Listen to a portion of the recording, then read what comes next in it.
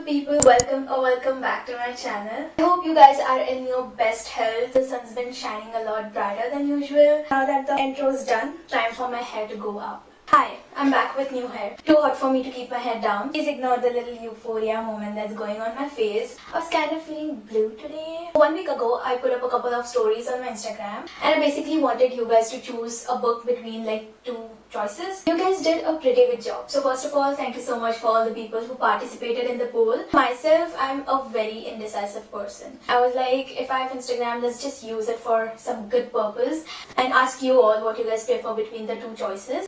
Now you must be thinking why I'm talking about June TPR already, because it's like May month currently. But unfortunately, my exams are going on. In fact, I'm shooting this video in the midst of my examination.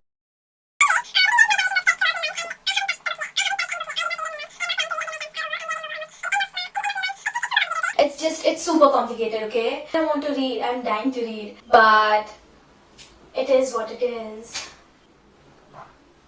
Stay hydrated, you guys. Stay hydrated. We have our books here. All the 6 books that you guys chose.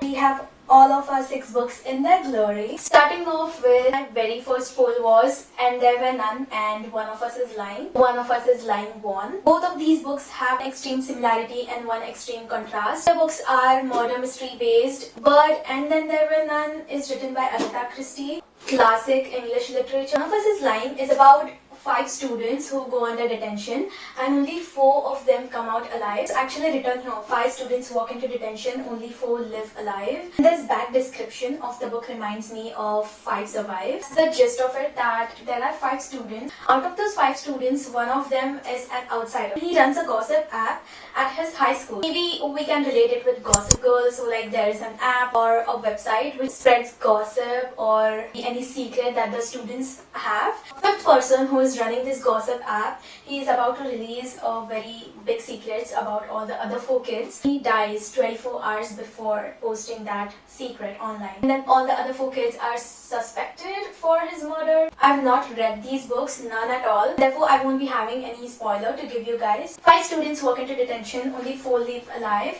Young hopeful Brownen has never publicly broken a rule. Sports star Cooper only knows what he's doing in a baseball diamond. Bad boy Nate is one misstep away from a life of crime. Prom queen Addie is holding together the cracks in her perfect life. And outsider Simon, creator of the notorious gossip app at Bayview High, won't ever talk about any of them again. He dies 24 hours before he could post their deepest secrets online. Investigators conclude it's no accident, all of them are suspected. You know what the last line says? Everyone has secrets, right? What really matters is how far you'll go to protect them.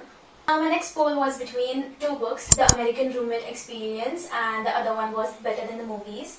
And to my surprise, The American Roommate Experience won. I was actually thinking a lot of you guys will choose Better Than the Movies, like the ratio will be higher for Better Than the Movies. You guys never cease to surprise me. We have Rosie, Graham and Lucas. Everything is going southways for Rosie. She quits her job, she's gonna lose her apartment and she wants to secretly become a romance writer. What she does is she goes to her friend and asks if she can live there in the guest room that her friend has. Unfortunately, her friend is like, you know what, recently I just gave this room to my cousin. Her cousin, Lucas, he's like, girl, you know what, you can live with me, it's okay, we can chill together. They would start to live together in that small apartment. And then it starts from there, the proximity, the tension between the two. This book has a fake dating trope because Rosie is facing a writer's block and Lucas is like, you know what, it's okay, I'm gonna take you on fake dates so that you get inspired from them. So she's like, yeah, okay, that works with me. This book is written by Elena Armas. Her books are rightfully so becoming very hyped up recently. The moment I read the back of the book, I was like, damn, I want to sit to read it right now. But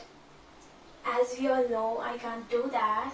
Anyways, moving on. Lucy Graham has a problem. A few actually. First, she quit her well-paid job to focus on her secret career as a romance writer, only to enter a creative slump.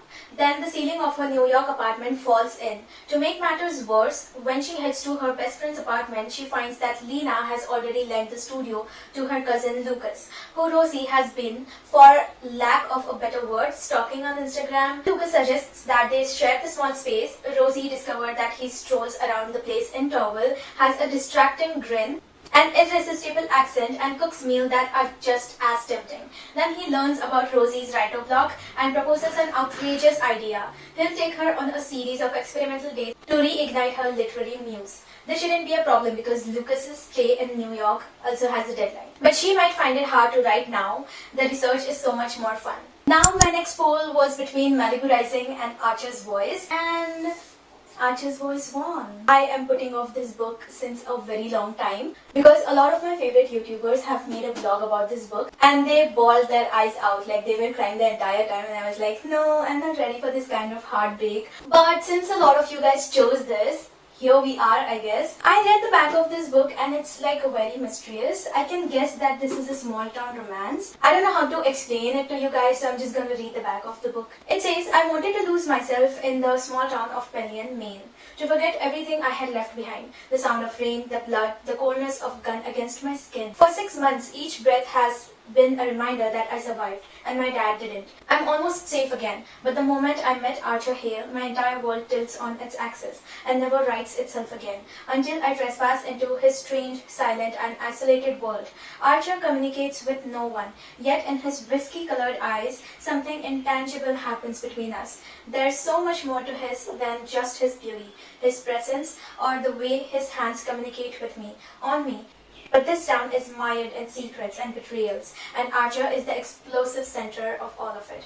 So much passion and so much hurt, but it's in Archer's silence that we might just find what we need to heal and to live. If I could choose a book which would turn into a series, this book would be it. Did you listen to the back of the book? It sounded so cinematic. The next poll was between the two queens of English literature. One book was Emma, written by Jane Austen, and the second book was Heartbones, written by Colin Hoover, and Heartbones won. I will say this yet again. Is it even my video if I'm not including at least one Colin Hoover book? So here we are with Heart and Bones. First of all, poll, no poll. I am going to read Emma very soon because it is one of the classics. But now that we have landed on Heartbones, I'm going to talk about this. We have Bia and Samson, who are opposites in so many ways. Even their family backgrounds is opposite in so many ways. During their summers, they both become neighbors of each other, and since then they start building this connection and chemistry between them. So I think this is a very good summer book. Bia comes from a life of poverty and neglect. Samson from a family of wealth.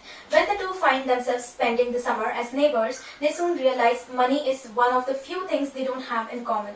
Their bond is too intense to ignore, but with only the summer separating them from the start of their new lives on opposite ends of the country, Bia and Samson decides to stay in the shallow end of a summer fling. What they don't realize is that a rip current is coming, and it's about to drag both their hearts out to the sea.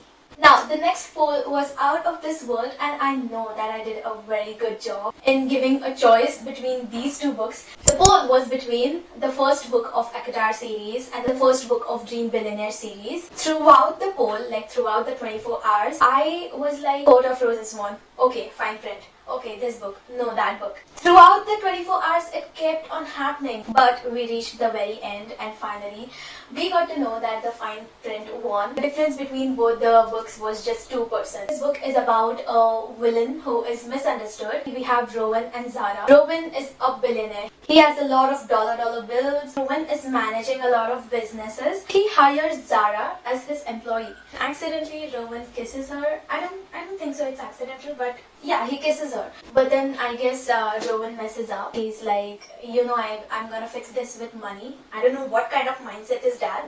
Zara is like, you know what, I'm gonna teach him a lesson, and I'm gonna let him know that not everything can be fixed with money.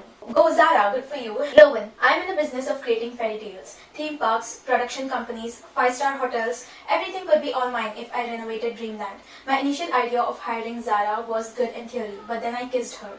Things spiraled out of control once I texted her using an alias. By the time I realized where I went wrong, it was too late. People like me don't get happy endings, not when we are destined to ruin them. After submitting a drunk proposal criticizing Dreamland's most expensive ride, I should have been fired. Instead, Rowan Kane offered me a dream job. The catch? I had to work for the most difficult boss I had ever met. Rowan was rude and completely off limits. My heart didn't care, at least not until I discovered his secret. It was time to teach the billionaire that money could not fix everything, especially not us. I'm very much excited to read it. Last but not the least, the choice was between A Million Kisses in Your Lifetime and the choice was between A Million Kisses in Your Lifetime and Icebreaker. Icebreaker is a hockey romance, A Million Kisses in Your Lifetime by Monica Murphy. This title actually reminds me of A Thousand Boy Kisses. By reading the gist of it, this book is giving me a good girl, bad boy trope. We have Ren and Crew. Ren is a very good girl. She's like beautiful. She is always behind good grades. Crew is opposite to her, not in a total bad way. His family is super rich. His family owns the school in which these two kids go, and he's always expected to do more. He always has that unwanted pressure on him to do great. I don't know how he turns out, but then these two opposite kids meet. So it goes. It started with a kiss. It always does.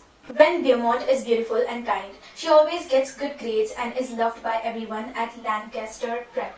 Everyone but brooding campus bad boy Crew Lancaster. You see? Same surname. Crew is rich and handsome. His life is meant to be easy. But when you have an overbearing father and your family owns the school, the pressure to be the best makes life harder than everyone thinks.